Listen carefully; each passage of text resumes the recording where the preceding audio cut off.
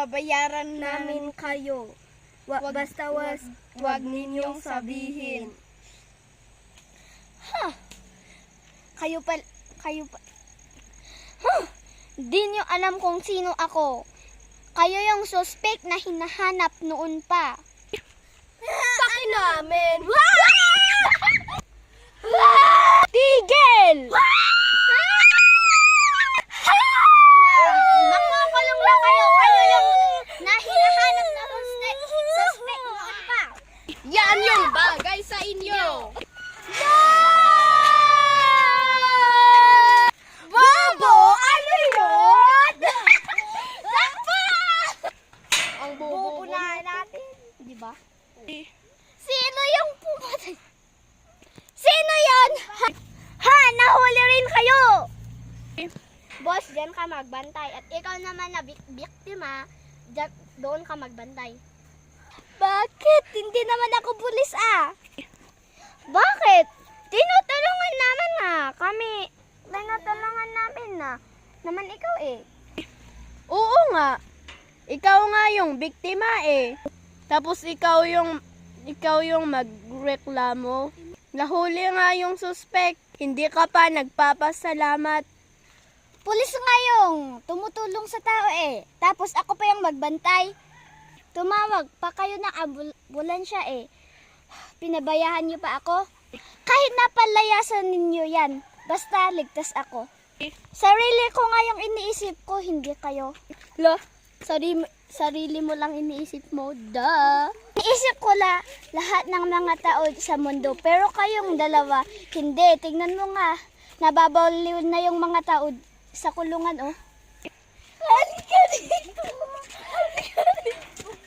Dito ka na! Oo nga, meron ba silang mental disorder? Mga baliw! Halika dito!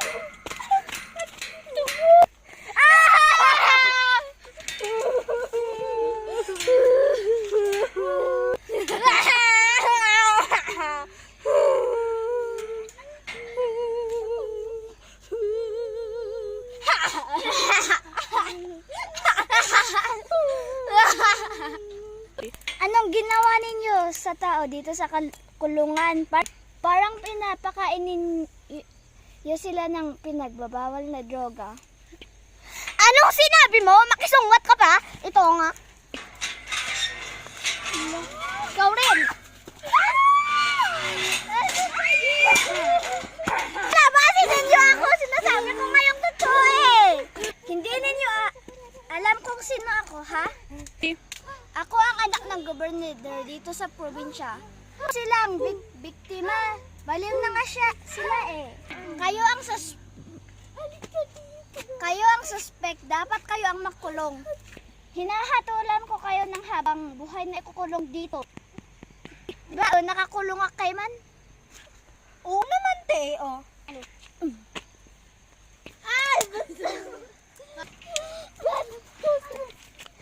Isa ka rin sa biktima. Mga bobols din ninyo. Ba alam na may hinahawakan ko yung cellphone ko? Tinatawagan ko ang mga pulis na mga kambal ng biktima ninyo.